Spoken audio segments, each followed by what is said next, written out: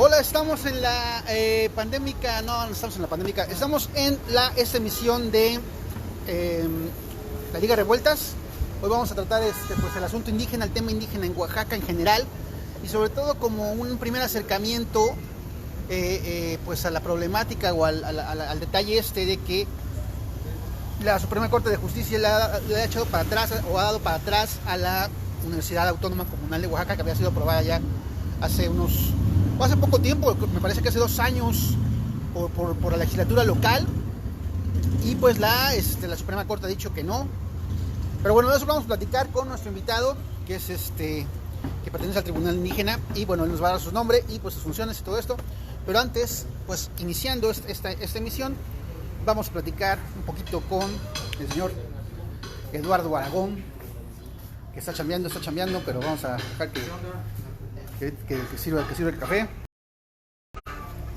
Ahorita le preguntamos qué onda con la vida, ¿no?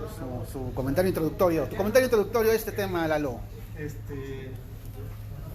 Pues primero que nada me da gusto tener aquí al magistrado Luis Enrique.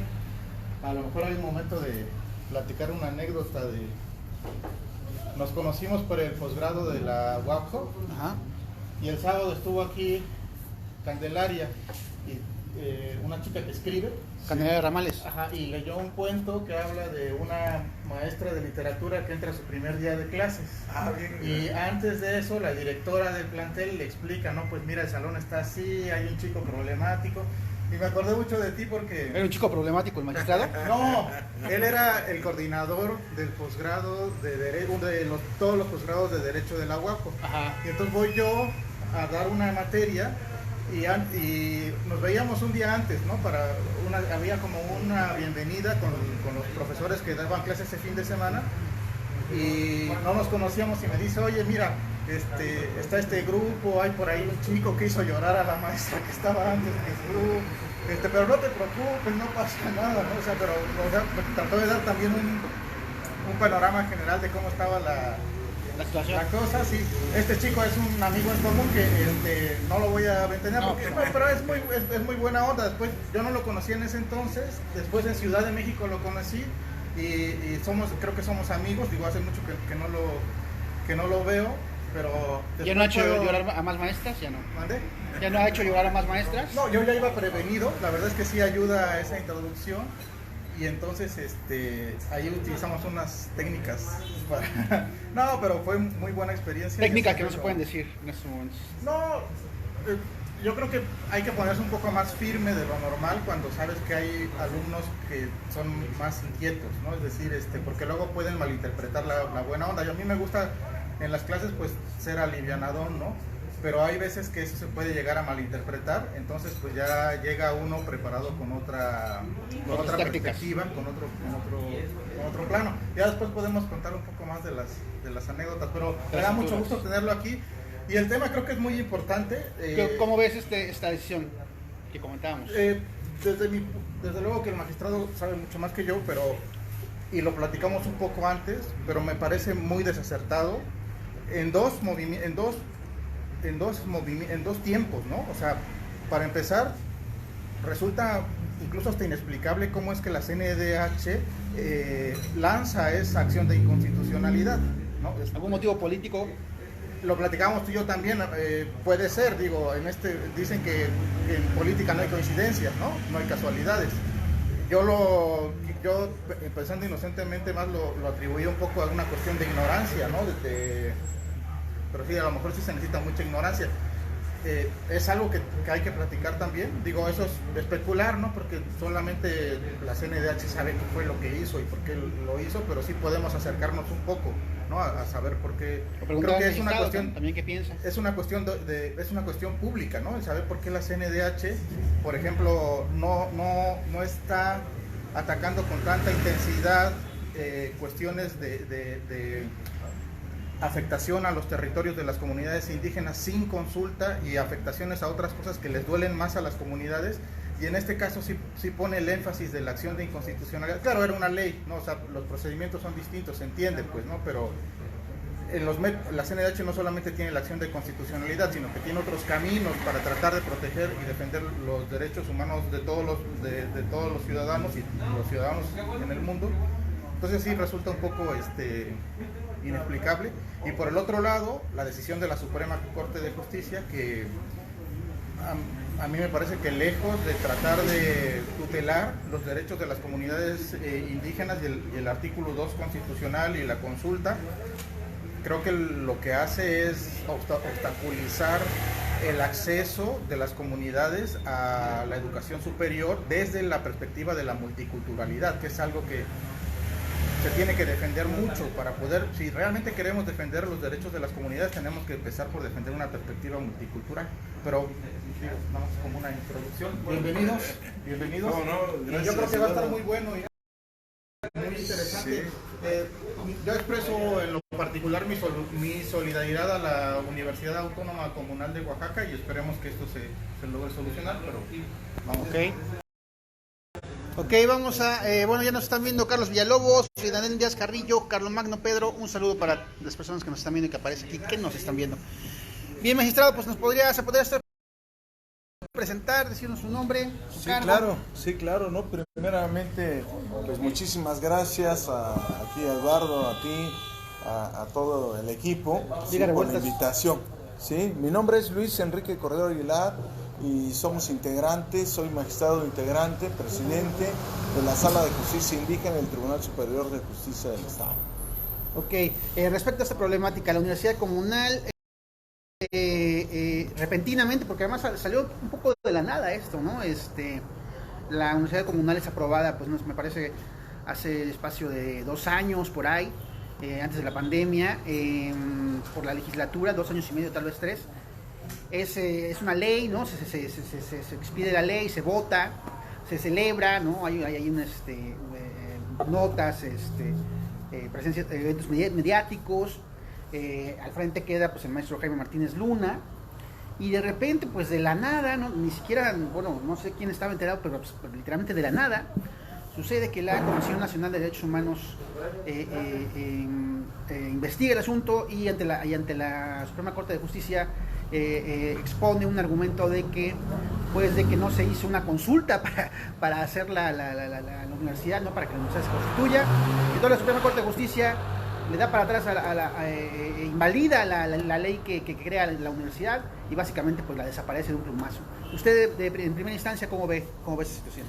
Bueno, antes que nada yo quisiera aclarar que la Suprema Corte todavía no ha hecho pública la sentencia. Lo que tenemos es un comunicado, ¿sí? Y tenemos un hecho ahí donde informa que anuló la ley orgánica de donde crea la Universidad Autónoma Comunal de Oaxaca, ¿sí? Y también el otro hecho que tenemos que es a través de una acción de inconstitucionalidad que promueve la Comisión Nacional de Derechos Humanos, ¿sí? Y yo quisiera primero hacer la reflexión. Eso es lo que tenemos nada más, esos hechos tenemos del comunicado, no tenemos la sentencia, por lo que no me va a permitir analizar los argumentos. Pero el hecho existe, o sea, al existir el comunicado existe la sentencia, ¿no? Sí, no, existe, sí es un hecho que existe la sentencia.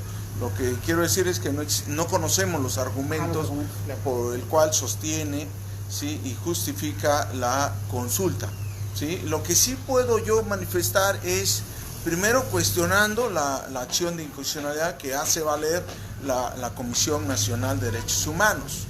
Aquí desde un punto de vista constitucional, pues sí está legitimada, ¿sí? Pero aquí lo que yo creo que hay que reflexionar también es de que si tiene la legitimación de los pueblos indígenas la Comisión Nacional de Derechos Humanos. Es decir, ¿sí? Si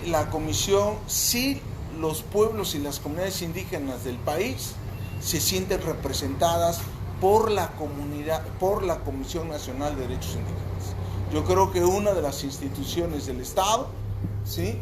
que trata de tener la representación de los pueblos y las comunidades indígenas y escuchar las voces o los canales de comunicación es el Instituto Nacional de Pueblos Indígenas, no la Comisión Nacional de la Comisión de Derechos Humanos. En ese sentido, ¿Sí? platicamos, Lalo y yo, ¿cómo se puede dar esto de que la comisión investigue este asunto y lleve esta recomendación? Es decir, ellos lo pueden hacer por iniciativa propia, alguien tiene que haberse quejado, ¿cómo puede haberse dado esta situación?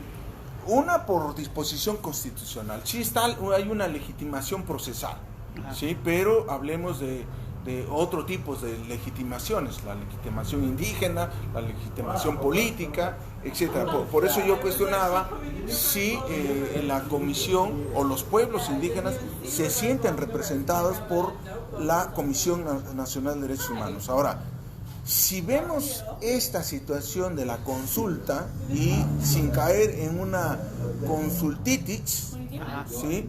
Podemos decir si la Comisión Nacional de Derechos Humanos les consultó a los pueblos indígenas para que, ¿sí? Defendiera, ¿sí? Y presentara esa demanda donde está anulando de que no fue consultado. Ahí habríamos que explorar, ¿sí? ¿Quién movió a la Comisión Nacional de Derechos Humanos? ¿Qué lo movió, ¿sí? o quién lo movió? ¿Quién la movió? ¿Sí? O sea, porque alguien tiene que presentar una queja. Sí, sí. ¿Sí? O la comisión no necesariamente. Porque me queda claro, la comisión, No. o sea, la comisión de iniciativa propia puede hacer la es. investigación. O sea, ese es un punto que hay que aclarar, ¿sí? Si la Comisión Nacional lo hizo de mutuo propio o alguna comunidad, ¿sí? Se lo pidió. ¿Y qué comunidad indígena se lo pidió? Y tiene que ser del estado de Oaxaca. ¿Sí? Ese es un punto. ¿Sí? Y si lo hizo de propósito, un propósito propio, ¿cuál podría ser el argumento? La universidad le parece. Yo creo que hay una posición de la comisión, es una posición monocultural, Ajá. ¿sí? Una posición bastante formalista, Ajá. ¿sí? Un mal entendimiento, ¿sí? De la consulta a los pueblos y comunidades indígenas, ¿sí? Yo creo que tanto la Comisión Nacional como la Suprema Corte desconocen el movimiento indígena y el pensamiento indígena, ¿sí? De Oaxaca. Se ha ido gestando durante, pues, podemos hablar de siglos, ¿sí? o en las últimas décadas, por lo menos los 50 últimos años, el movimiento indígena, ¿no? O bien el movimiento indígena ha estado presente por siglos en el estado de Oaxaca. ¿Sí? Define el estado, ¿no? O sea, somos el estado con más Así es, es el estado más pluricultural del país. Más o menos en el último censo, alrededor del 70%, ¿sí? De su población se autoescribe como indígena, ¿sí? Tenemos casi el 75% de municipios que se rigen por sus sistemas normativos internos y más de 5,000 comunidades indígenas que se rigen también por sus sistemas normativos internos. Tenemos alrededor de una tenencia de la tierra comunal, social, ¿sí? Que comunal y ejidal, más o menos un 80%. O sea, la presencia pluricultural, la presencia indígena, la presencia del pensamiento indígena es muy fuerte en el estado de Oaxaca, ¿sí? Y en ese sentido habría que cuestionar, ¿sí? Si tanto la Comisión Nacional como la Suprema Corte, ¿sí? Se hizo llegar dictámenes antropológicos, ¿sí? O no se hizo llegar, o sencillamente, ¿sí? Es una actitud patriarcal del Estado. Yo, Comisión Nacional Indígena, protector de estos, ¿sí? De estos pueblos, voy a promover, ¿sí? Una acción constitucional para protegerlos. ¿Sí me explico? Es una actitud colonial y es una actitud patriarcal, ¿sí? Evidentemente. El tribunal que usted preside, ¿cuál es su nombre? ¿De quién depende? ¿Cuál es su función? Bueno, la Sala de Justicia Indígena, ese es su nombre, es un tribunal especializado sobre los derechos de los pueblos y comunidades indígenas. es el único tribunal especializado en el país y en América Latina sobre los derechos de los pueblos y comunidades indígenas. Y tiene la enorme tarea de garantizar los derechos de los pueblos indígenas. ¿Sí? Tiene 5 facultades, ¿sí?, muy amplias. ¿Sí? Una, que se trata de resolver cuestiones sobre su jurisdicción indígena. 2, tiene que ver sobre los conflictos que existan entre los municipios y las comunidades indígenas, o bien entre una comunidad indígena y otra comunidad indígena. ¿Sí? La tercera facultad que tiene gira en torno a las recomendaciones que la Defensoría de los Derechos Humanos del pueblo de Oaxaca, ¿sí?, lo que es la Comisión de Derechos Humanos, pues, digámoslo así, ¿sí?, estatal, ¿sí?, los pueblos y las comunidades indígenas pueden acudir a demandar y a controvertir esa recomendación que le hace esta Defensoría, ¿sí?, por violación a sus derechos colectivos. ¿Sí? Esa es la otra facultad que tiene. La otra facultad es también revisar, ¿sí?, sobre las modificaciones a sus sistemas normativos internos, ¿sí?, dentro de su comunidad. Hacen asambleas, hacen modificaciones a sus sistemas normativos internos, pero alguien o algún grupo de la comunidad, ¿sí?, puede demandar. ¿Sí? ¿Ustedes deciden estos asuntos? Nosotros lo decimos. Sí, digamos, el pleno del tribunal. Y la otra facultad, déjame nada más terminar, la otra facultad tiene que ver con la consulta libre, previa e informada. ¿Sí? Otro de los puntos aquí sobre la Comisión Nacional, ¿sí?, es en el sentido de que es un derecho que tienen las comunidades, ¿sí?, es un derecho que tienen las comunidades. Aquí la pregunta es, ¿sí?, si la puede tener un órgano del Estado, como se trata de la Comisión Nacional, si puede hacer valer, ¿sí?, que se violó el derecho a la consulta, la Comisión Nacional, ¿sí?, si los derechos de los pueblos, o más bien las comunidades o los pueblos indígenas, no la reclaman frente al Estado, ¿no? Lo que yo te decía, la posición del colonialismo, o bien la posición patriarcal de esta institución de derechos humanos. ¿Cuántos integran la Sala de Justicia? ¿Cuántos magistrados? La integramos 3. La integra la magistrada Ana María Santos López, el magistrado René Hernández Reyes y su servidor Luis Enrique Cordero Aguilar. ¿Ustedes dependen del IEPCO o de dónde? No, nosotros dependemos del Tribunal Superior de Justicia del Estado de Oaxaca.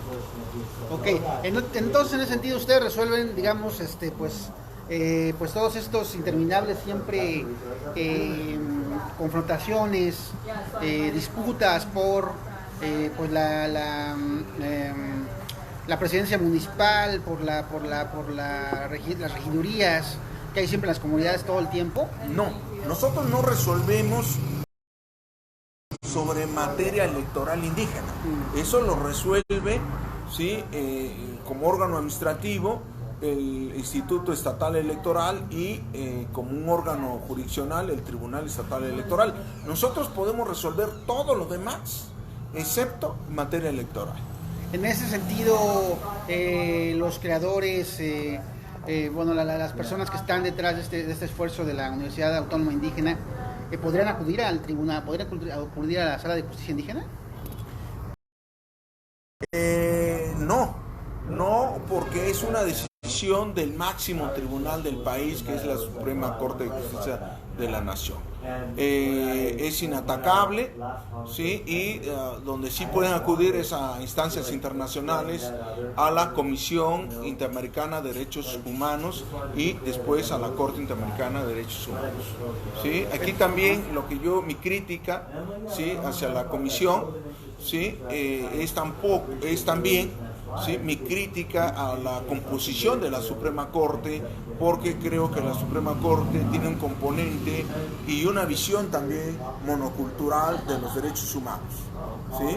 Entonces, también... ¿Por qué monocultural? ¿Por qué monocultural? Porque lo monocultural es lo contrario a lo pluricultural, ¿sí? ¿Pero por qué? O sea, están muy concentrados en sus, digamos... el llamado privilegio blanco, en su privilegio de, pues esto, de personas que ganan, no sé, es de que 120,000 pesos a la semana, algo así. Sí, sí, se va acercando a eso, ¿no? Más o menos, ¿no? O sea, monocultural tiene una visión homogénea del país. Del país. ¿Sí? Tiene una visión positivista del país, tiene una visión formalista del derecho, ¿sí? Hay un desconocimiento de la realidad pluricultural y la realidad de pluralismo jurídico existente del país, ¿sí? La Suprema Corte creo que con sus resoluciones ha abonado poco, ¿sí? Ha abonado poco en relación a la construcción de los derechos de los pueblos y comunidades indígenas, ¿no? Creo que de más de 200 años de construcción de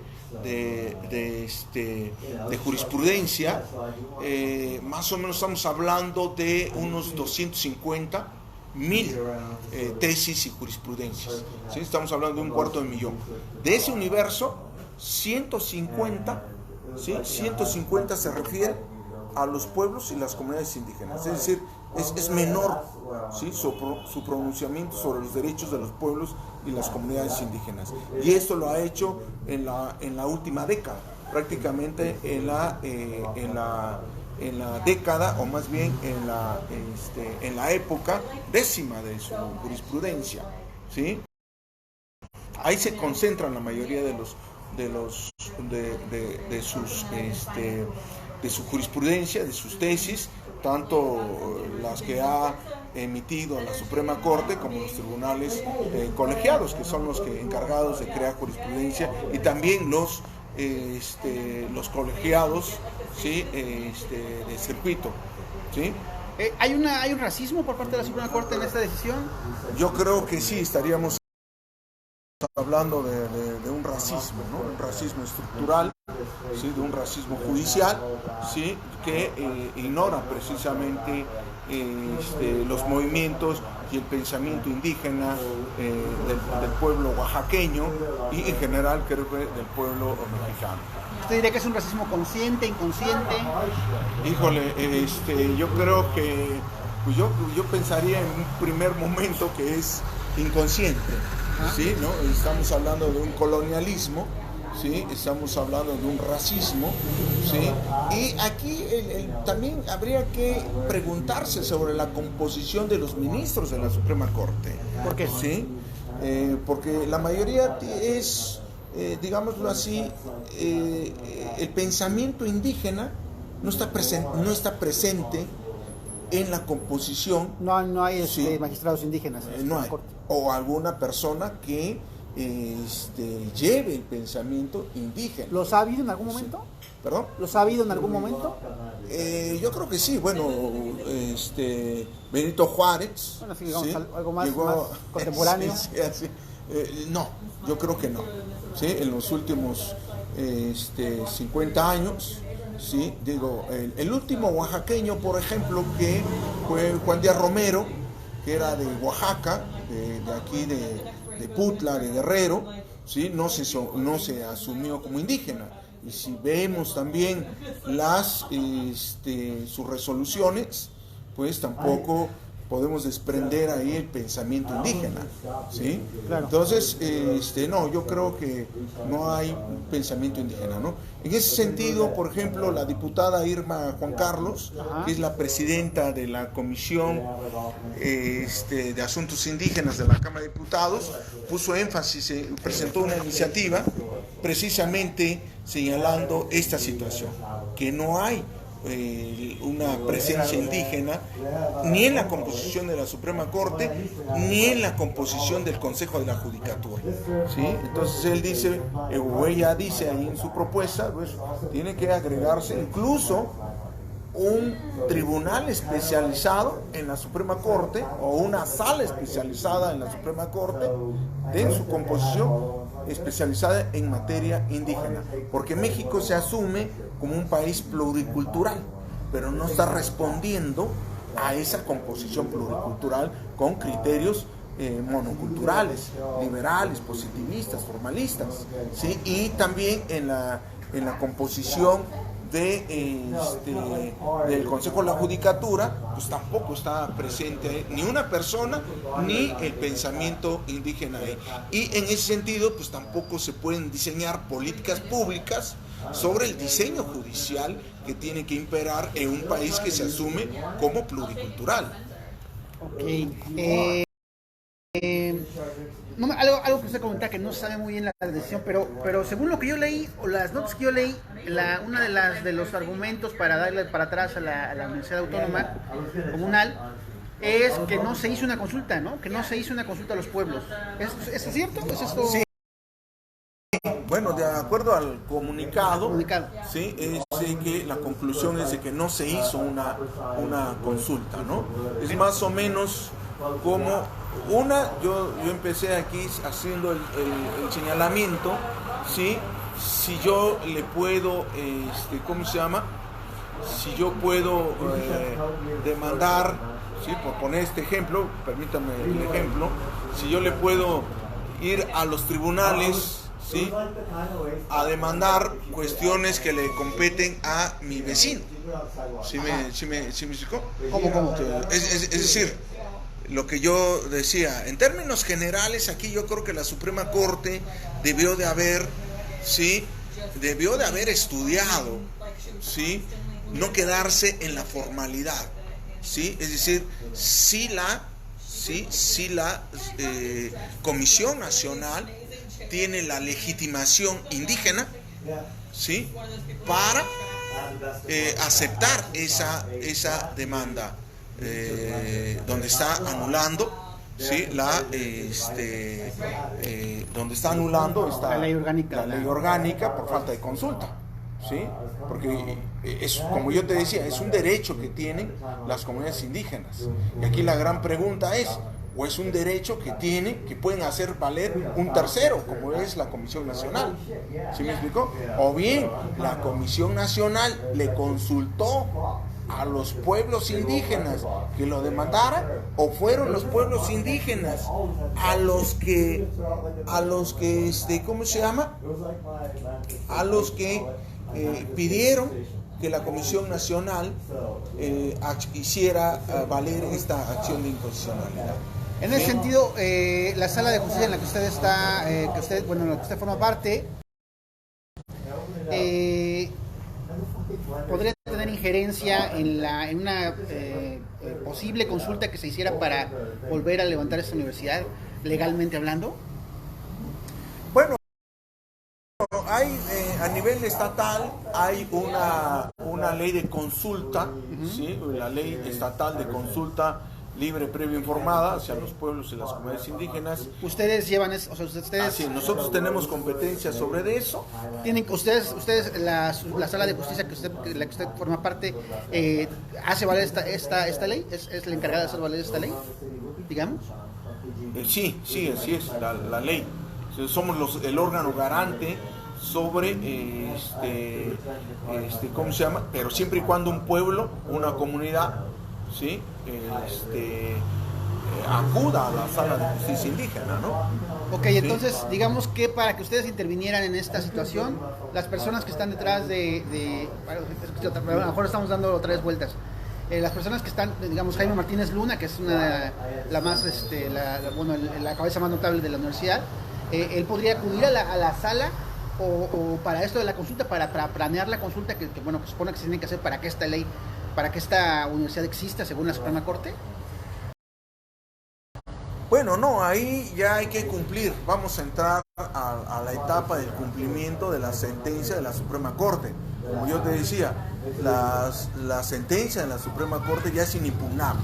O sea que únicamente quedan las instancias internacionales.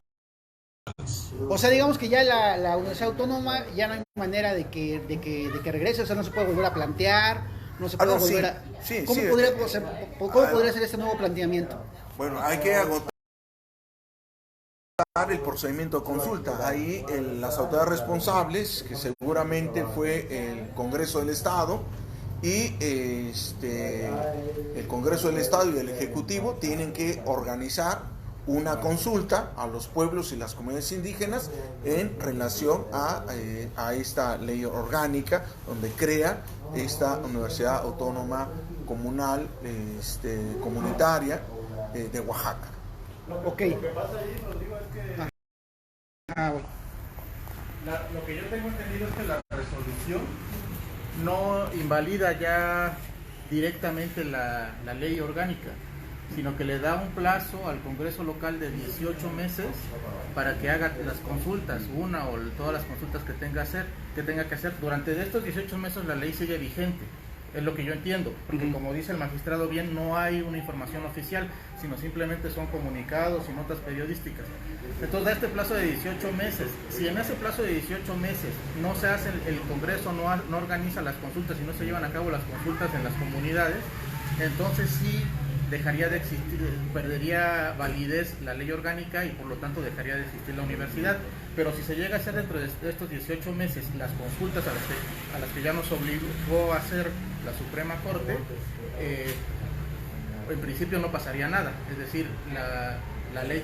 La ley tendría que ser replanteada el reglamento interno, ¿no? En base a esa consulta, en base a lo que diga esa consulta y lo que quieren los pueblos, ¿no? Sí, pero si partimos de la idea que, como dijo el maestro Jaime Martínez Luna en alguna entrevista o en algún momento, que eso es un trabajo que llevan ellos trabajando desde hace años, la consulta ahorita se convierte en una mera formalidad, porque son las mismas, es a partir de las asambleas comunitarias que se construyó este programa y esta idea de una universidad multicultural.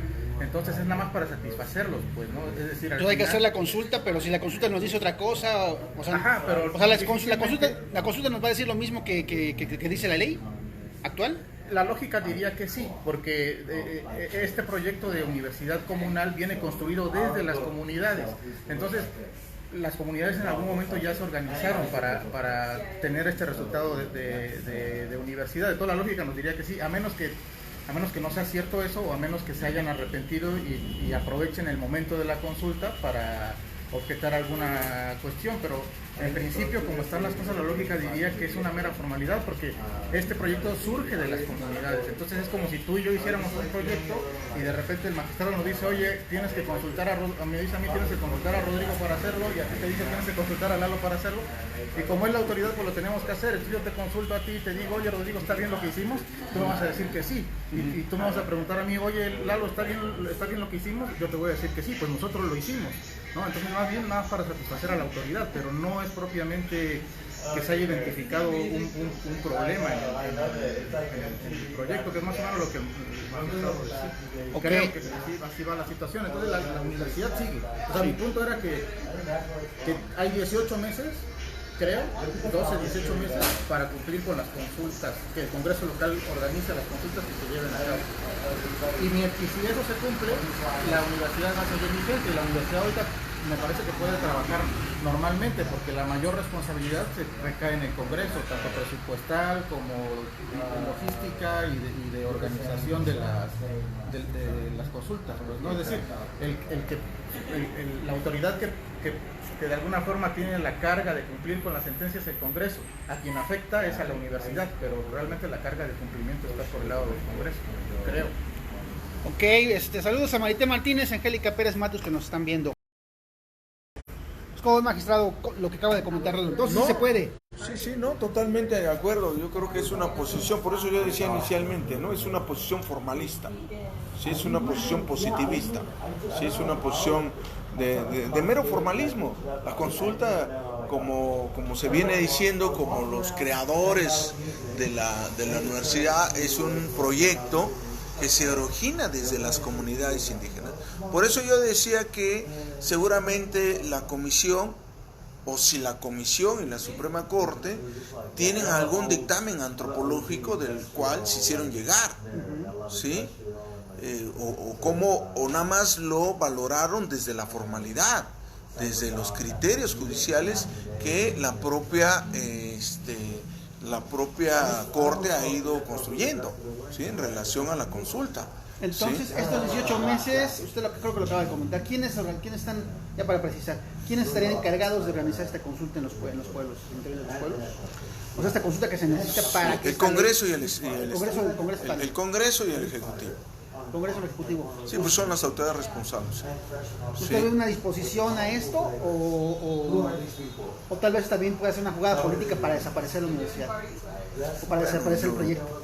Bueno, yo espero que no, ¿no? Digo, hay un movimiento indígena muy fuerte, muy vigoroso en el estado de Oaxaca, y espero que no se tenga con esa intención, ¿sí? Desaparecer o la no creación ya, o dar marcha atrás sobre este reconocimiento de este proyecto de la creación de esta universidad comunitaria, ¿sí? Que ha surgido y ha emanado de los pueblos y las comunidades indígenas del estado de Oaxaca. ¿Usted qué importancia destaca o qué necesidad primordial destaca de la existencia de esta universidad? ¿Por qué esta universidad? Bueno, para los que no estamos, o estamos en una posición parecida a la de la Corte, que estamos en otro mundo y en otro pensamiento, en otro estado del pensamiento, ¿por qué esta universidad comunal es tan importante y debe ser y debe seguir? Bueno, es importante porque creo que hoy en día hay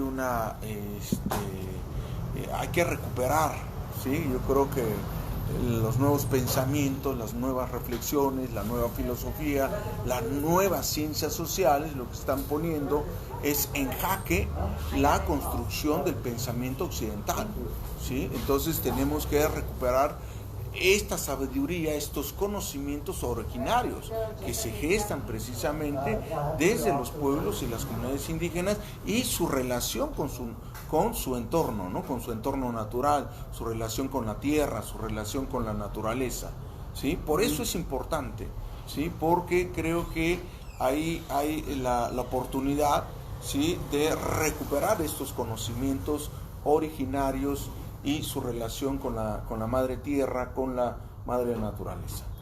¿Usted cree que, Jaime Martínez Luna estuvo aquí, de hecho, hace ya como 3 meses tal vez, en este mismo espacio, y bueno, comentó muchas cosas, pero también se le comentaba, pues, qué onda con el asunto de la migración en las comunidades, de la pobreza en las comunidades, de la pobreza económica, de la marginación, que lleva, pues, a que la gente migre?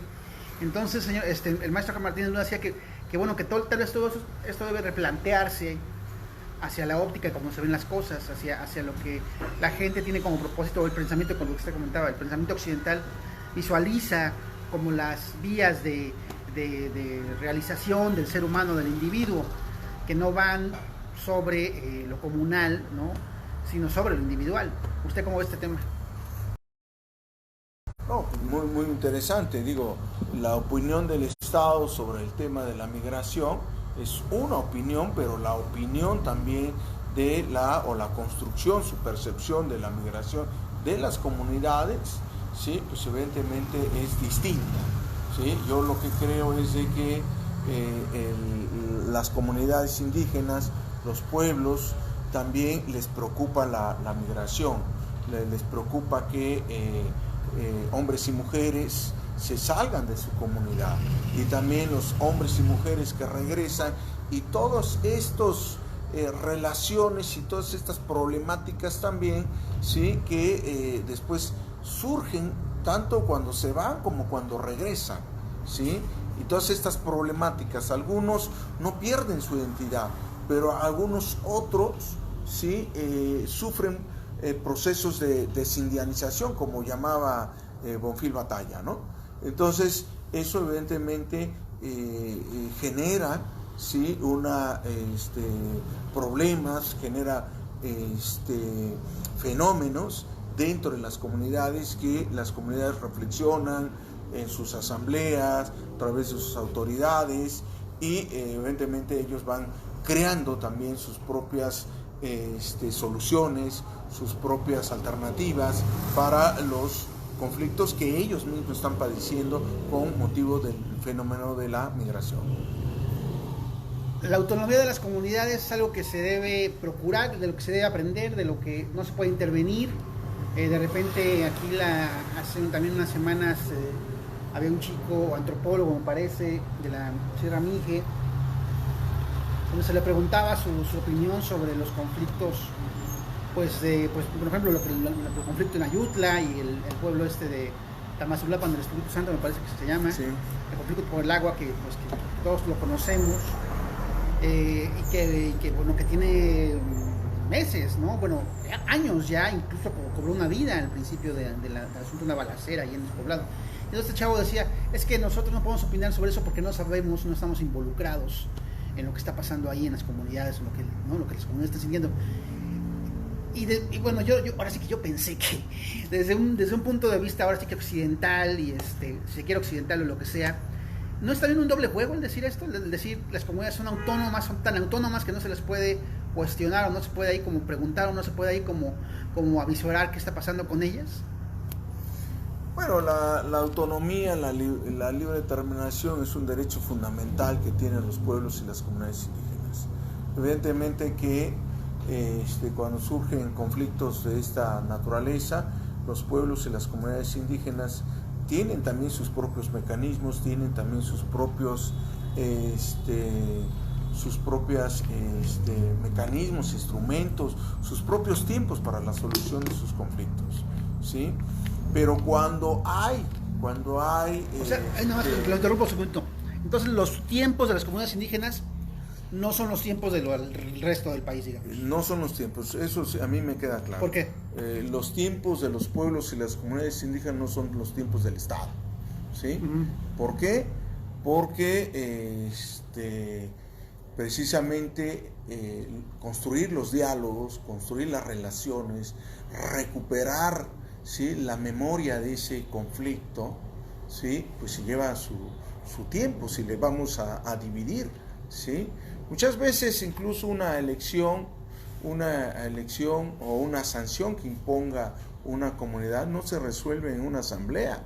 Muchas veces se lleva una asamblea, 2 asambleas y se ponen ahí discutiendo y lo dejan y lo reposan y lo siguen resolviendo, ¿sí? Creo que los procedimientos del Estado están marcados por un tiempo perentorio, ¿sí? Y las comunidades no. O sea, la concepción del tiempo de las comunidades es muy distinta a la concepción de las comunidades. Pero yo quería decir también que cuando hay una baja, una pérdida de una vida humana, pues evidentemente creo que sí se justifica la intervención del Estado, pero la intervención del Estado es una perspectiva pluricultural. Pero ¿sí? ¿Cómo se puede aplicar la justicia pluriculturalmente, digamos? Bueno, tenemos no se puede intervenir ahí, ¿sí? Haciendo valer, por ejemplo, como primera mano, ¿sí?, el uso de la fuerza del Estado, ¿no? Criminalizando ya el conflicto. No, yo lo que creo es que tiene que contratar o participar personas expertas, ¿sí?, en la solución de conflictos sociales, pero no nada más sociales, sino también comunitarios, indígenas. Hay que conocer las historias, hay que conocer los orígenes de los conflictos, ¿sí? Y evidentemente hay que sentarse el tiempo necesario, el tiempo suficiente para escuchar a ambas partes e ir construyendo los canales de comunicación, ir construyendo los canales de solución, ¿sí? Ok, en ese sentido, la Sala de Justicia Indígena ha tenido injerencia o ha tenido conocimiento del conflicto entre Ayutla y Tamazulapan del Espíritu Santo. Sí nos presentaron una demanda sobre esta problemática, pero anteriormente a nosotros ya habían presentado una demanda de amparo. Entonces, por ese motivo, tanto el juez, creo que es el juez tercero de distrito el que conoció de este caso, ¿sí?, nos pidió informes, nosotros pedimos informes, hubo un intercambio de informes. Bueno, pues la demanda inicial se originó en el juzgado de distrito y bueno, fue el juzgado de distrito donde quedó el asunto y nuestro juicio se quedó sin materia porque ya otro tribunal garante de los derechos humanos estaba conociendo. ¿Sabe usted de qué va el conflicto? Tengo entendido que hay una sentencia, ¿sí? Hay una sentencia donde está vinculado el Estado para resolver este problema del agua. Del agua. En ese sentido, ¿ustedes pertenecen a una comunidad de aquí de Oaxaca? ¿Cómo? ¿Usted es nativo de alguna comunidad aquí de Oaxaca? No, yo soy de aquí, de Oaxaca de Juárez. Yo nací en el barrio de Xochimilco, ¿sí? Y mis padres, mi madre, por ejemplo, es de una comunidad, de una agencia municipal del municipio de Tututepec, de Río Grande concretamente, y la madre de mi madre es de raíces afrodescendientes o afromexicanos, ¿sí? Y el padre de mi madre es mixteco, ¿sí? De aquí, de una comunidad también indígena de Tlaxiaco, Tlacotepec, ¿sí? Y el lado de mi padre, pues también son originarios del municipio de Tutepec, ¿no? Entonces creo que aquí lo más importante también son los procesos de la recuperación de la identidad de los oaxaqueños, como el suscrito, ¿no? Yo recuerdo el conflicto, y bueno, también versando sobre esto de los conflictos en las comunidades, el conflicto de San Juan Cochocón, me parece que en 2014 por ahí, que fue pues nada, una confrontación entre dos pueblos, ¿no? Entre, bueno, dos fracciones de un pueblo, de un municipio, dos cabeceras me parece, y que bueno, redundó en muertos, ¿no? La policía entró, entró porque había ya gente secuestrada, privada de su libertad, murieron policías, murieron pobladores, ¿no? Murieron gente de los bandos, un grupo de pobladores de Cochocón fue desterrado, me parece que eran como 40 y tantas personas, 50 y tantas personas, niños, mujeres, niños que habían sido encerrados y vejados durante unas semanas o hasta meses, ¿no? Y de repente pues no hubo nada, no hubo culpables, no era así que pues, ni si te vi ni me acuerdo, o sea, no pasó nada. Las personas al final, no sé si regresaron o si todas regresaron a su comunidad. Me parece que todavía hay muchas personas que no han regresado a su comunidad porque tienen pues amenazas de que los van a matar. Y entonces en ese sentido pues sí está, o sea, yo estoy de acuerdo con todo lo que usted ha expuesto, pero pues también son conflictos muy pues muy digamos muy broncos, muy sangrientos incluso, ¿no? Las comunidades o sea, llega a haber en juego la seguridad de muchas personas, las garantías individuales de muchas personas. Y de repente que todo se sitúe a que las mismas personas en conflicto, o sea, o los mismos que entraron en conflicto, o los mismos o las mismas personas que secuestraron, que incluso que asesinaron, sean las que negocien entre ellos y que acuerden entre ellos cómo queda la cosa, pues no suena como que vaya a resolver algo, ¿o sí? Bueno, yo creo que los pueblos y las comunidades indígenas históricamente han sido reprimidas, ¿sí? Han sido excluidas, han sido perseguidas, ¿sí? Entonces muchas comunidades hoy en día cuando se sienten agraviadas, muchas tienen esta memoria histórica, ¿no? ¿Sí? Y están a la defensiva, ¿sí? Por toda la discriminación que están sufriendo, ¿sí? Yo conozco el caso que tú estás diciendo, pero lo conozco muy lejano periodísticamente, ¿no? Habría que checar el caso en concreto, ¿sí? Y pues, qué se hizo ahí, qué hizo el Estado, ¿sí? ¿Qué hizo el Estado? ¿Cómo intervino? Se castigaron a los responsables, no se castigaron. Pero yo lo que te puedo decir es este punto, ¿no? Que muchas veces las comunidades tienen sanciones muy severas precisamente por el daño histórico, ¿sí? que han sufrido, ¿no? ¿Sí? Y muchas veces, por ejemplo, una de las sanciones que imponen, que en varias comunidades, es separarlos de la comunidad, ¿sí? Porque están generando... Desterrarlos, ¿no? Sí. No es destierro. ¿No? No, eso no es destierro. Destierro, de acuerdo al derecho internacional, sí es sacarlos del país. Sí, bueno. no pero si lo sacas de su comunidad, de su pueblo, técnicamente, de su casa, y les dicen, sí. ya no pueden regresar porque Sí, les va a ir mal. Eso no se llama técnicamente, desde el derecho internacional, no se llama destierro.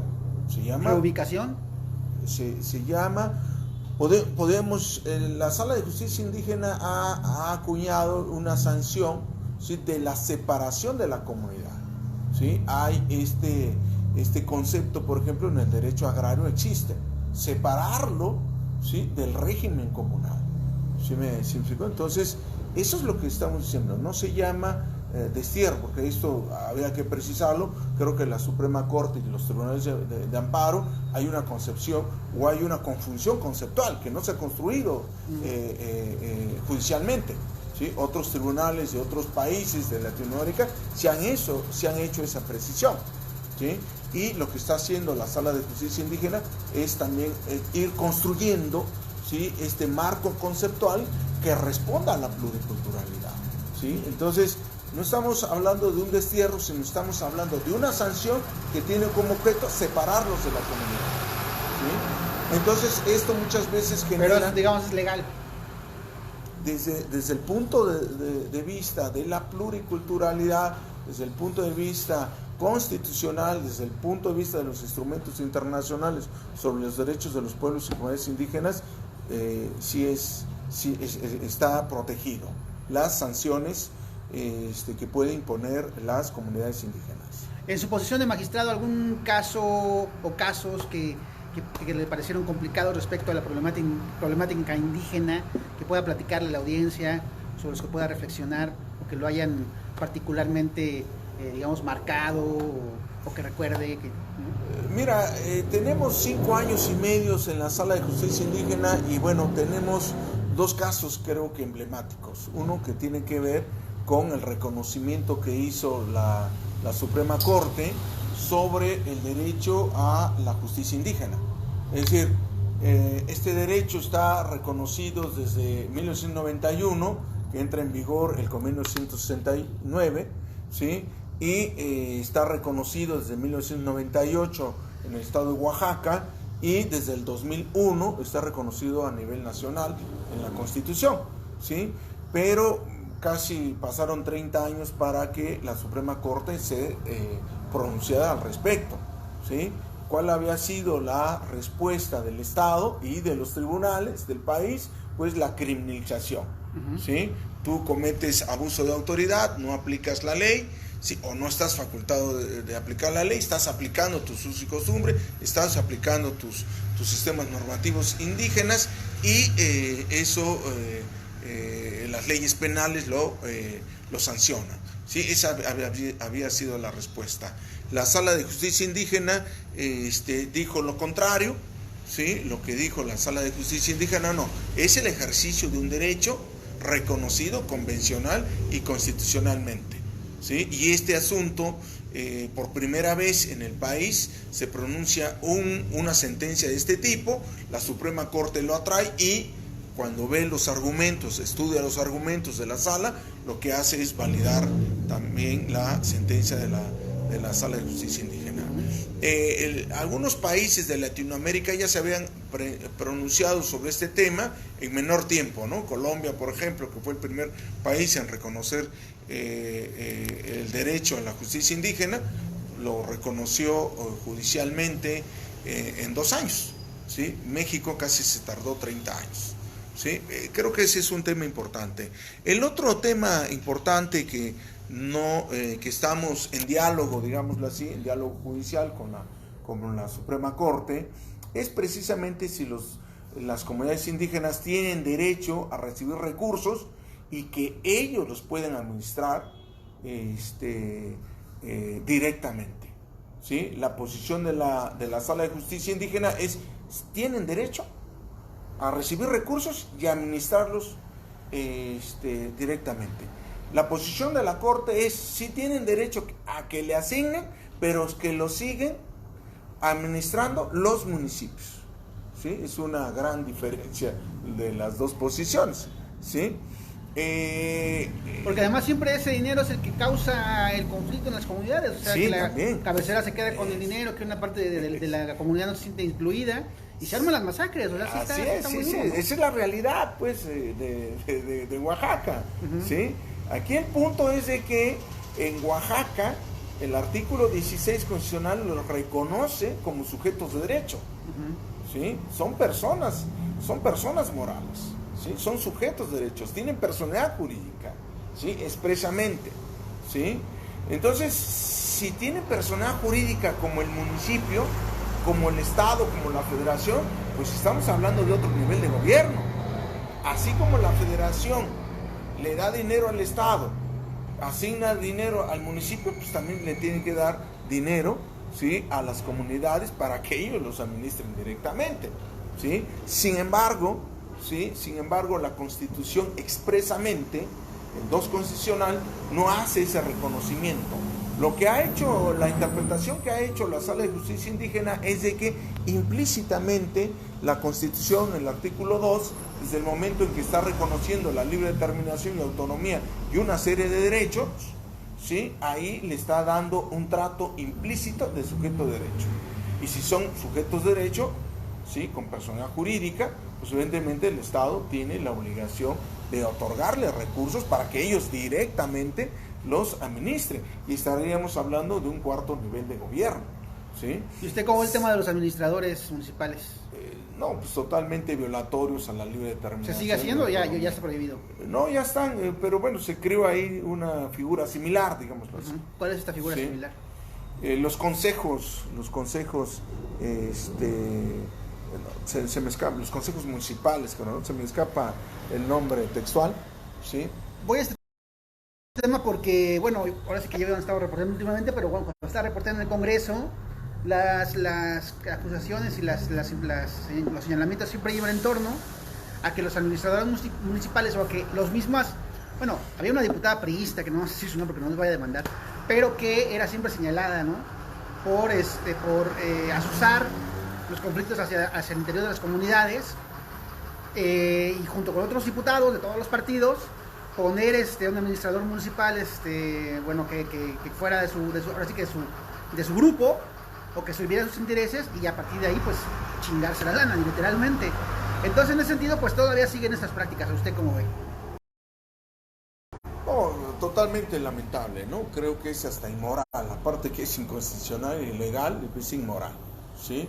Creo que históricamente los pueblos y las comunidades indígenas están sumidos en la pobreza, ¿sí? Y que pues los pueblos y las comunidades indígenas, nosotros ahí tenemos alrededor de 150 demandas, ¿sí? Reclamando sus recursos a los pueblos, a los municipios, que no les quieren dar sus recursos. Las cabeceras. Así es, las cabeceras piensan que el municipio es la cabecera y que no está conformada por comunidades. Y esa es una situación que tampoco la Corte entiende, ni los tribunales colegiados entienden, la composición, ¿sí? Histórica entre cabeceras y comunidades indígenas. O sea, no se pueden poner de acuerdo las cabeceras con las comunidades indígenas, es complicado, Porque digamos. históricamente, sí, las comunidades indígenas han ejercido su libre determinación y autonomía, ¿sí? Históricamente también los municipios, sobre todo los municipios no tienen ni 40 años de estar recibiendo recursos de parte de la Federación y del Estado, ¿sí? Entonces, históricamente tanto los municipios como las comunidades no recibían dinero, pero si a finales de los 80 se empiezan a recibir ya sus partidas presupuestales, etcétera, ¿sí? Pues ahora ya los conflictos es precisamente por el presupuesto, ¿no? Para que ellos emprendan su propio desarrollo, ¿sí? Ok. Magistrado, ¿usted cuándo fue elegido? Bueno, yo fui electo el 11 de enero del 2011. ¿Cuánto tiempo es digamos su función? Bueno, de acuerdo a la reforma, sí, del 2011 precisamente, un magistrado dura 8 años. 8 años, venció en el 2019, en enero del 2019, y ahí en la propia Constitución, artículo 102 y el 116, fracción tercera, establece que tenemos derecho a una reelección. Una reelección. ¿Sí? ¿Se va a usted a reelegir? Pues ya estoy reelecto tácitamente, ¿sí? Porque el Congreso, ¿sí? No inició el procedimiento de ratificación expresa antes del vencimiento de mi cargo, que fue en enero del 2019. Al no hacer los procedimientos, ¿sí? Dice la Suprema Corte que opera la ratificación tácita, ¿sí? Entonces aquí hay jurisprudencia del Pleno de la Suprema Corte donde hace esta construcción sobre qué es la ratificación expresa y la ratificación tácita. Y aquí en nuestro caso tenemos en el cargo 2 años 7 meses, ¿sí? de ratificación tácita. Entonces usted ¿cuánto tiempo le queda en el puesto? Sí, me quedaría 5 años y medio por más o menos, ¿no? Y en la lógica del actual gobierno estatal, ¿usted cree que lo logre? Bueno, ahorita es muy lamentable porque desde que llegamos, o desde esta administración, sí, se ha habido una situación ahí, pues muy lamentable, ¿no? ¿Por qué lamentable? Muy lamentable porque, por ejemplo, cuando llega el actual gobernador, impone, ¿sí? al doctor Raúl Bolaños Cacho de presidente del tribunal, ¿sí?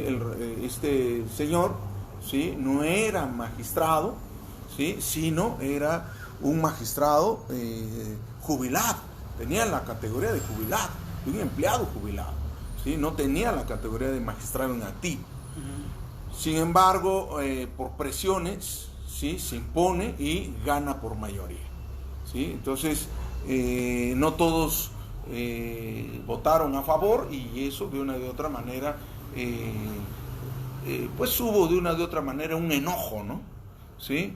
Después este mismo señor pretende controlar el Consejo de la Judicatura. Como no lo logra, ¿sí? Desaparece a través de una reforma. Casualmente también el Partido Verde Ecologista presenta una iniciativa y desaparecen el Consejo de la Judicatura del Poder Judicial del Estado, ¿sí? Ahí un grupo de consejeros del Consejo de la Judicatura y de magistrados del Tribunal Superior de Justicia acudimos a la Suprema Corte a través de una controversia constitucional y un amparo demandando precisamente la inconstitucionalidad de esta reforma constitucional, ¿sí? Al final de cuentas lo ganamos, ¿sí? Lo ganamos y se anuló esta ley y se volvió a restablecer el Consejo de la Judicatura, ¿sí?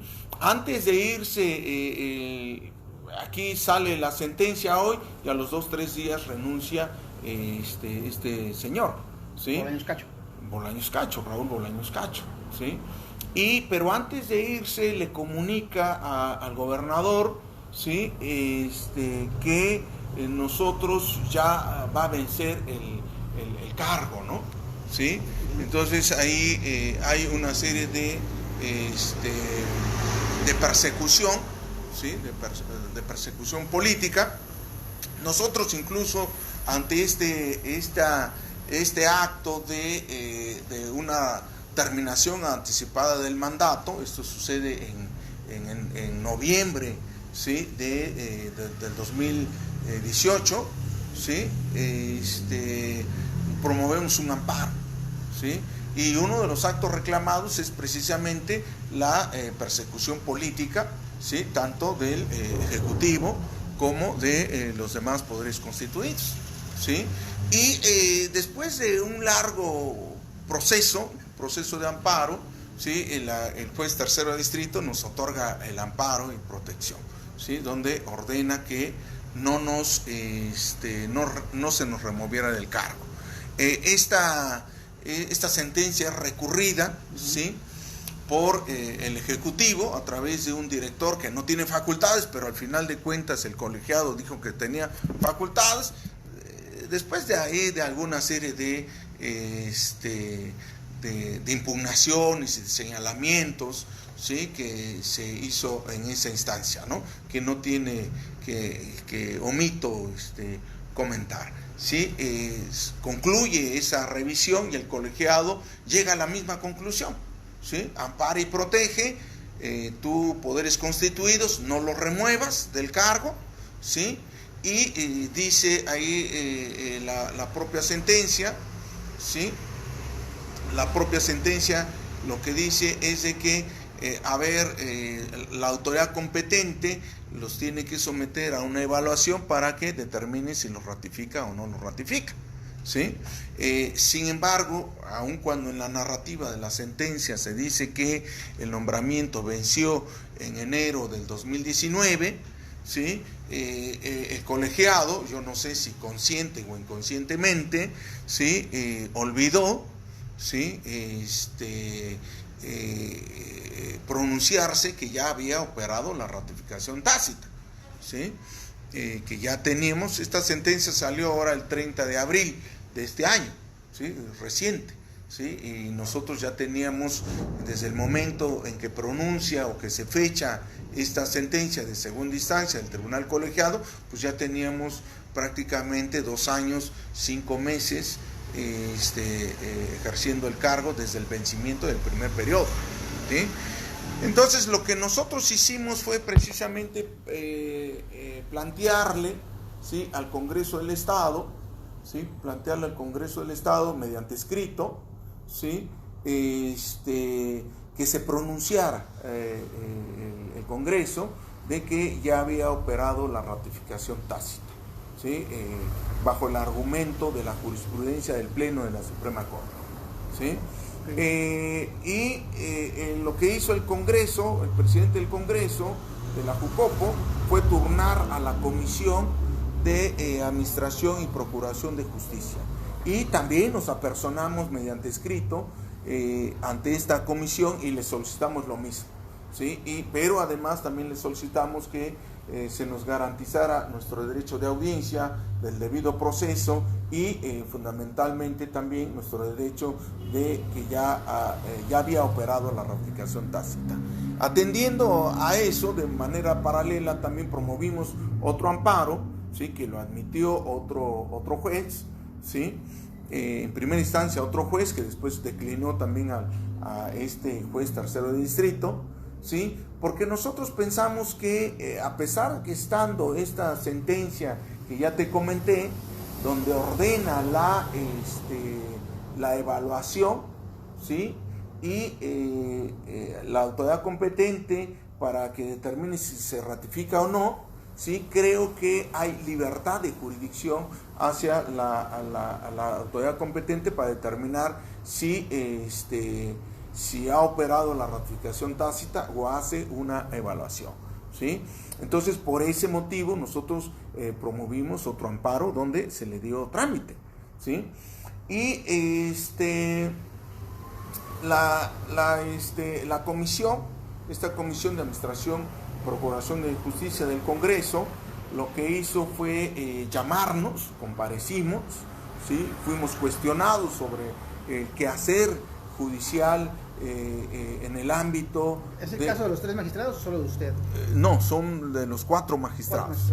4 magistrados. ¿Sí? La magistrada Ana María Santos López, el magistrado René Hernández Reyes, el magistrado Tito Ramírez González y su servidor Luis Enrique Cordero Aguilar, ¿sí? Entonces ahí nosotros comparecimos, están en las redes, fue en vivo la comparecencia, se subió a YouTube, nos cuestionaron los diputados, no fue una pasarela, ¿sí? Hubo señalamientos fuertes en cada uno de nosotros sobre nuestro quehacer y sobre nuestros pronunciamientos de nuestras resoluciones, ¿sí?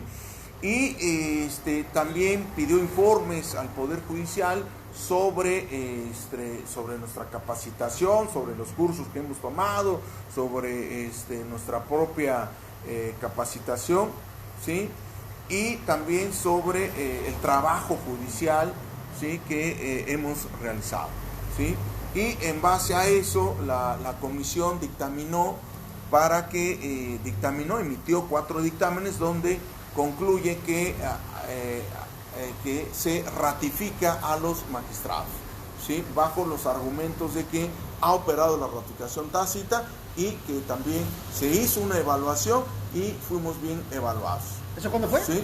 Esto fue apenas a mediados, ¿sí? Si no me falla la memoria, el 17 de agosto, donde emiten los o sea, de este año, ¿sí? Hace unos días, digamos así.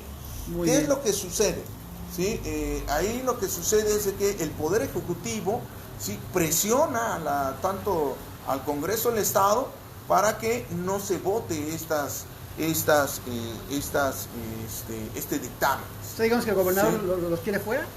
Pues los quiere fuera, ¿no? Los quiere fuera, pues, para imponer a sus allegados, como impuso a los dos anteriores magistrados.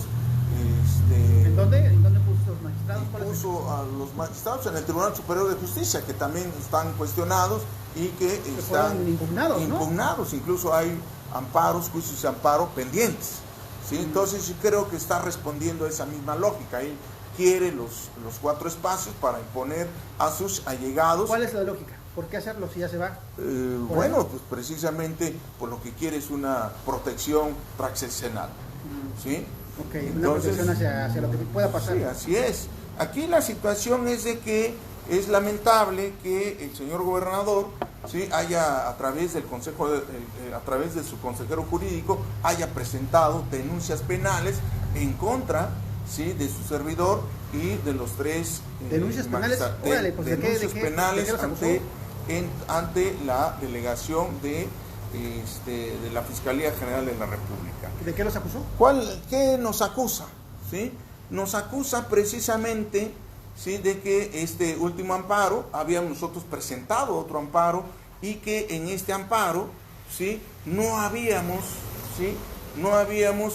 en la narrativa de esta demanda de amparo, no expresamos que ya habíamos interpuesto otra demanda de amparo, y según él es una omisión, ¿sí?, donde nos da una ventaja procesal, ¿sí? Entonces es un delito específico que señala el artículo 261 de la ley de amparo, ¿sí? Entonces ese es el delito que nos está atribuyendo. O sea, hay una ¿qué es una investigación en su contra? Sí, hay una carpeta de investigación, ¿sí? ¿Qué dice la jurisprudencia en relación al artículo 261? ¿Sí? La jurisprudencia del artículo 261 de la ley de amparo dice que es hasta en sentencia cuando el juez determine si ha lugar a darle vista al Ministerio Público para que el juez valore si hay una omisión y si se obtuvo una ventaja indebida, ¿sí?, precisamente por esa omisión, ¿sí? Aquí en este amparo no hay todavía sentencia, sin embargo el consejero jurídico presenta una denuncia, ¿sí?, directamente ante la Fiscalía General de la República, Delegación Oaxaca, y la mediatiza, ¿sí? Y ha habido una serie de ataques mediáticos, incluso lo ha sacado a nivel nacional, ¿sí? Y lo sacan en Milenio, lo sacan, hoy creo que salió la nota en el Heraldo, ¿sí? Y hay una campaña mediática donde está criminalizando, ¿sí?, donde está criminalizando el proceso de ratificación de estos de nosotros como magistrados. Los 4 magistrados. De los 4 magistrados. Entonces aquí hay evidentemente un ataque directo a la independencia, a la pendencia judicial, a la división de poderes, ¿sí? Y lo que quiere es pues amedrentarnos, y lo que quiere es también ejercer presión a los legisladores para pues estos dictámenes no pasen en el pleno del Congreso del Estado. ¿Usted está en peligro de qué? ¿De que lo arresten o algo así? ¿O pues estoy en peligro de que me arresten. O sea, según esto, Milenio, por ejemplo, dice que ya hay órdenes de aprehensión en nuestra contra, ¿sí? Entonces, pues si hay algún allanamiento aquí en Revueltas, pues saldremos. ¿No? Entonces, esa es la situación, ¿no? Es una ¿Usted tiene conocimiento de que hay inédita. orden de aprehensión en su contra, o es una información de Milenio? Pues es una información que usted yo no le han notificado nada, digamos. Sí, a mí no me han notificado nada, ¿sí? Yo creo en la justicia, ¿sí? Creo en la imparcialidad del Poder Judicial Federal, ¿sí? Y creo en el Estado de Derecho, ¿no? el derecho, creo que nos asiste, ¿sí? Y seguiremos utilizando los mecanismos y las garantías que nos otorga la propia Constitución, los instrumentos internacionales, precisamente para hacer valer nuestro derecho y no el capricho del señor gobernador. Ok, pues sí está dura la situación. Charlie Harper nos está viendo, saludos. Alma Bautista Ramos, un saludo. Luis Arturo Ábalos Díaz, un saludo aquí al regente, ándale, pues regidor, ya le puse regente al señor Ábalos Díaz, que estuvo con nosotros la semana pasada. Y Odiseo Burbujas, hace llamado Odiseo, sé que no se llama así, creo que se llama Ulises, bueno, realmente nadie sabe cómo se llama Odiseo. Odiseo nos dice, saludos al maestro Luis Enrique Cordero Aguilar. Pues bien, Lalo, pues ya para ir concluyendo tú cómo ves toda esta situación, todo lo que se ha mencionado, de que nos puede caer aquí la poli de repente. Empezando por el final, me parece muy grave lo que está haciendo el Ejecutivo, ¿no? Es decir, es el mismo modus operandi que está utilizando en este momento para amedrentar a la jueza que tuvo el valor de interponer juicios de amparo en contra de los magistrados que fueron nombrados sin cumplir la cuota de género, ¿no? Sin cumplir la equidad de género. Y a mí no me parece que sean coincidencias que trate de presionar a los que están exigiendo sus derechos con sendas denuncias por ilícitos que ni siquiera se han cumplido, y me parece muy triste y lamentable eso, ¿no? Es decir, es la máxima expresión del autoritarismo desde mi punto de vista, es una opinión muy personal. Ocupar los brazos del Estado para tratar de acaparar el Estado, ¿no? Es decir, cuál separación de poderes, cuál autonomía de los tres poderes, y aparte habría que ver también en el Congreso Congreso supuestamente de Morena, cómo se está prestando a muchas cosas que están pasando, ¿no? Y eso se me hace muy lamentable y creo que hay que solidarizarnos con estas causas porque de otra forma van a seguir haciendo lo que quieren. Y ya respecto a los otros puntos, a mí me parece importante poner sobre la mesa la cuestión de la jurisdicción indígena, que en algunos países de Sudamérica, no sé si en Bolivia y quizás en Perú, existe, ¿no? Es decir, cuando el magistrado hablaba de esta parte, que la Suprema Corte de Justicia desde hace por lo menos unos 50 años no tiene un integrante que, si no indígena, por lo menos entienda la multiculturalidad y la quiera defender, creo que habría que ir más allá y empezar a pelear por una jurisdicción indígena y por tribunales realmente indígenas. Si queremos realmente hacer valer el 2 constitucional, creo que tendríamos que empezar a ver esa posibilidad, al menos plantearla y debatir la viabilidad o no de que se construya una jurisdicción indígena con tribunales. Yo me refiero con esto a que se constituyan tribunales indígenas y una Suprema Corte indígena para ver temas totalmente de competencia de las comunidades indígenas, ¿no? Creo que sería, al menos habría que discutirlo, ¿no? Y por otro lado, creo que la tertulia ha sido muy ilustrativa en muchos sentidos. Hay, como siempre, muchas cosas que se desconocen y es aquí donde salen a la luz, y la gente que nos hace el favor de vernos ahorita o después ya lo checa en YouTube o en tu perfil, puede informarse un poco más de manera directa y honesta pues ahora vimos varias varios casos, ¿no? Vimos lo que nos llamó a saber un poco más de la cuestión indígena, que era la reciente resolución de la Suprema Corte, pero aprovechaste para tocar otros asuntos que en principio existe este conflicto, ¿no? Es decir, hasta dónde, yo lo leo así, ¿no? Hasta dónde las comunidades pueden decidir por sí solas el castigo que ameritan determinadas personas y hasta dónde tienen que sujetarse a la perspectiva occidental, por llamarlo de alguna forma. Bueno, pero bueno, si alguien mata a alguien no es una perspectiva occidental, es una asunto de justicia, o es una justicia diferente. Como... Me refiero a la forma en la que se construye esta sentencia, pues, ¿no? Es decir, quizás, y yo no me atrevería a decirlo, o sea, el punto es que seguimos juzgando las cosas desde nuestra perspectiva.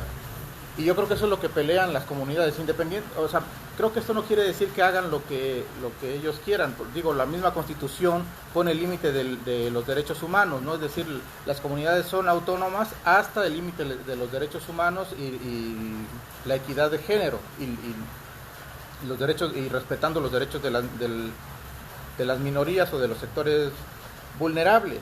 Pero la cuestión es, desde mi punto de vista, no que si una comunidad indígena absuelve a un homicida, tendría que hacerse, o no condenar la muerte, o no condenar